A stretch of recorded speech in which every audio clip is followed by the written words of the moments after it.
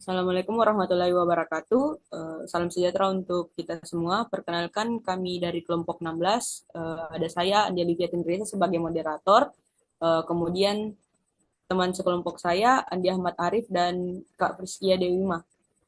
Eh, Kelompok kami akan menjelaskan terkait optimisme mulai dari definisi hingga contoh dari optimisme itu sendiri. Untuk mempersingkat waktu, saya persilahkan pemateri pertama untuk menjelaskan definisi dari optimisme.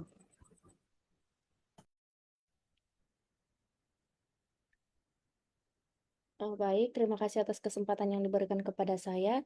Jadi di sini saya akan menjelaskan tentang definisi optimisme. Nah, optimisme sering diartikan sebagai kecenderungan untuk berharap yang terbaik dan melihat sisi positif dalam kehidupan individu. Nah, individu yang optimis memandang tantangan sebagai peluang, percaya bahwa segala sesuatu akan berjalan dengan baik, dan mampu mempertahankan harapan. Mereka juga cenderung lebih bahagia, sukses, dan memiliki ketahanan lebih baik terhadap gangguan mental, seperti depresi. Itu menurut Seligman 2006. Nah, Seligman 2006 juga menjelaskan bahwa eh, optimisme melibatkan pandangan positif yang menyeluruh dan kemampuan untuk menemukan makna positif dalam situasi yang sedang dihadapi. Saya kembalikan ke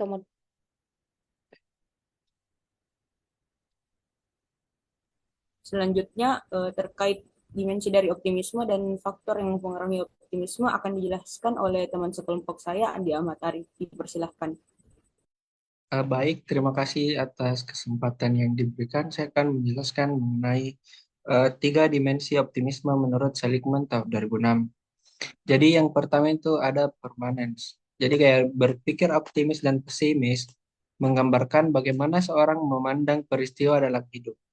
Orang yang optimis cenderung melihat peristiwa buruk sebagai sesuatu yang sementara, menggunakan kata-kata seperti kadang-kadang dan menganggap hal baik sebagai sesuatu yang permanen.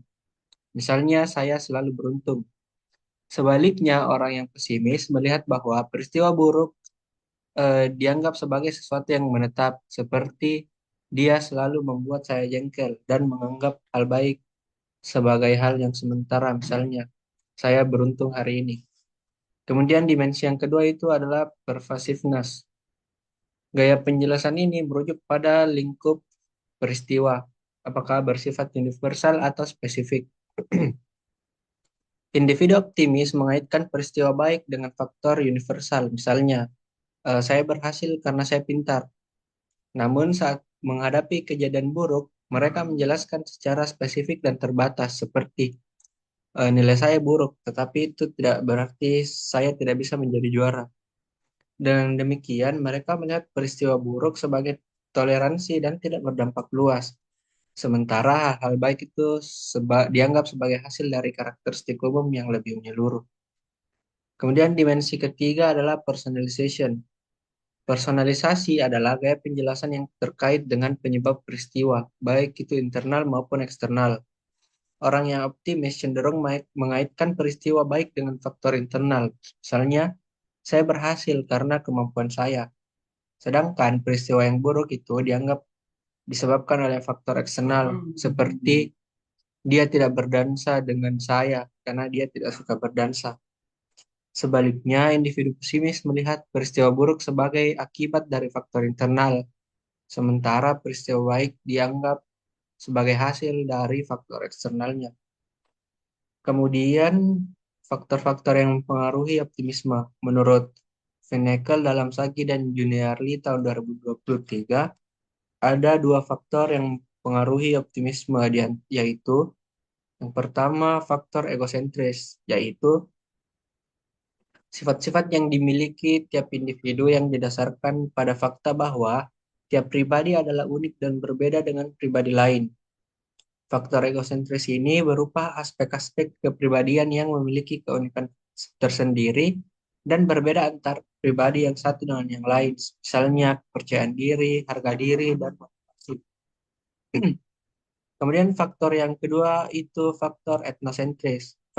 Faktor etnosentris itu sifat-sifat yang dimiliki oleh suatu kelompok atau orang lain yang menjadi ciri khas kelompok atau jenis lain. Faktor etnosentris ini berupa keluarga, jenis kelamin, ekonomi, dan agama. Next. Selanjutnya yaitu ciri-ciri optimisme.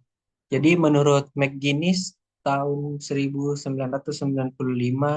itu terdapat ciri-ciri individu yang optimis, yaitu yang pertama jarang terkejut oleh kesulitan. Hal ini disebabkan karena individu yang optimis itu berani menerima kenyataan dan mempunyai penghargaan yang besar terhadap hari esok. Kemudian dia mencari pemecahan masalah. Individu optimis itu akan memandang tugas apa saja yang akan ditangani dengan baik dan memecahkannya menjadi bagian-bagian yang kecil. Nah, biasanya individu membagi pekerjaannya menjadi kepingan-kepingan yang bisa ditangani. Kemudian selanjutnya merasa yakin bahwa mereka mampu mengendalikan atas masa depan mereka. Individu yang optimis akan merasa yakin bahwa mereka memiliki kekuasaan yang besar sekali terhadap keadaan yang mengelilinginya. Keyakinan bahwa individu menguasai keadaan ini membantu mereka bertahan lebih lama setelah yang lainnya menyerah untuk menggapai masa depannya. Kemudian memungkinkan terjadinya pembaruan secara teratur. Individu yang menjaga optimisnya dan merawat antusiasmenya dalam waktu bertahun-tahun, yaitu individu yang mengambil tindakan secara sadar dan tidak sadar untuk melawan entropi atau dorongan atau keinginan pribadi untuk memastikan bahwa sistem tidak meninggalkan mereka. Kemudian, individu yang optimis itu bisa menghentikan pemikiran negatif. Jadi optimisme itu bukan hanya menyela arus pemikiran negatif dan menghentikannya dengan pemikiran yang logis, tetapi mereka juga melihat banyak hal sedapat mungkin dari segi pandangan yang menguntungkan. Kemudian meningkatkan kekuatan apresiasi. Jadi individu yang optimis itu mengetahui bahwa di dunia ini eh, dengan semua kesalahannya adalah dunia yang besar dan penuh dengan hal baik untuk dirasakan dan dinikmati sehingga harus selalu diapresiasi. Kemudian orang yang optimis itu menggunakan imajinasi untuk melatih kesuksesan. Optimis akan mengubah pandangan hanya dengan mengubah penggunaan imajinasinya. Mereka belajar untuk mengubah kekhawatiran menjadi bayangan yang positif.